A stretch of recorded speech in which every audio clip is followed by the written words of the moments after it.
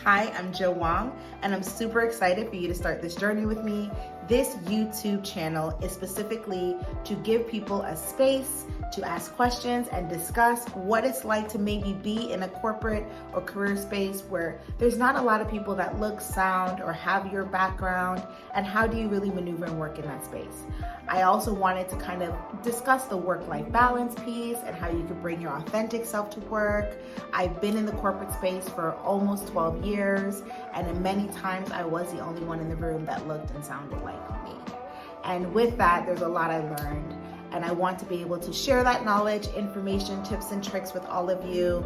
If that is the one thing I do, it would be my absolute honor. So with that, I want to first start off and really just give a strong introduction of who I am. From there, I want to share 3 things that if I could have done differently in the start of my career or in my career path, what I would have done. So to start off, my name is Jo Wong. I am American Caribbean, so I like to put the two together. I was born in Trinidad, left when I was very young, grew up in Canada, then moved to the US in Chicago, then went to school in Florida, so I've lived in Tampa and Miami. And from there, I really stepped into the corporate career space. I worked for a beauty cosmetic company that is very large and got so much experience there, really understanding the corporate space and really those tips and tricks I'm going to be sharing with you on this channel. From there, I took a mobility contract going to London, and then from there I was approached by a fashion tech company, and I've been with them for a year and a half now. So I've been in London for 3 years. I'm now getting to a space of really understanding my authentic self at work, recommitting myself back in the corporate space, as well as finding work-life balance. I'm newly married, now beginning a new life in England. Never thought this is where I would end up, but here we are. So let's now get into why you're here. 3 tips on what I would have told my quite younger self when they were starting in the corporate space. There are 3 things I would have really taken away with me and spent more time in depth with. Number 1, communication. When you step into the corporate space, you don't understand passive-aggressive communication, aggressive-aggressive communication. You don't understand what your communication sounds and looks like or is perceived to be or is introduced to people. You also don't understand how you translate and understand communication.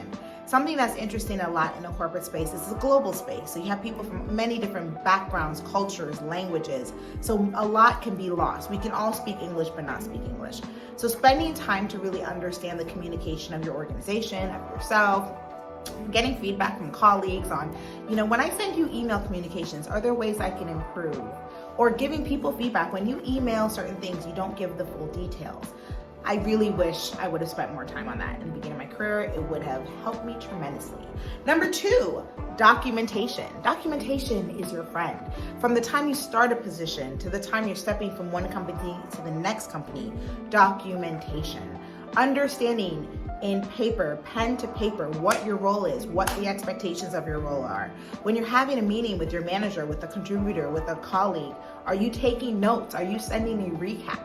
Right? If you are managing a team and you need them to be held accountable to things, are you documenting it? Documentation is your friend, okay?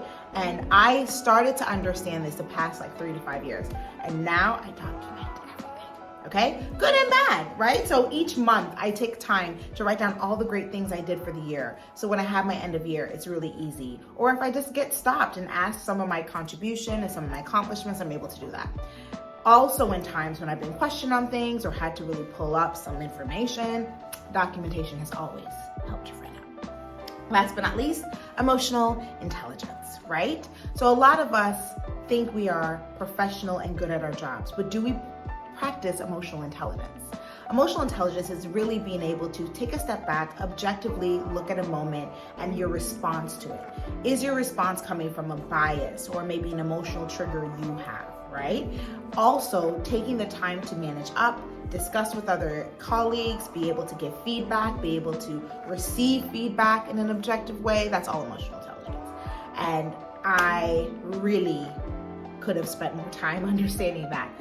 When you consider yourself a passionate person about the work you do, or you're truly invested, sometimes that passion can come off as frustration, and sometimes the emotional connection to the work you do can also be a little bit of a challenge when you're working with other colleagues and they're creating roadblocks for you. So emotional intelligence is your friend. So I hope you take those 3 tips. I'm going to be spending time on what to do when you're onboarded on a new role, if you're interviewing, tips and tricks, if you're the actual interviewer and you're trying to get the right candidate. We can talk about what you do at the end of the year when you have to write your review. We can even talk about when you are, starting a new role and you want to better understand your role, whatever. Please comment what you want to hear more about. I am a plethora of information. I love sharing this. It is my absolute pleasure, and I'm so excited for you guys to join me on this journey. So hit the follow, subscribe button. I will see you in a bit. I'm dropping videos every week, so I hope you enjoy this video, and I will see you next week. Of course that goes off.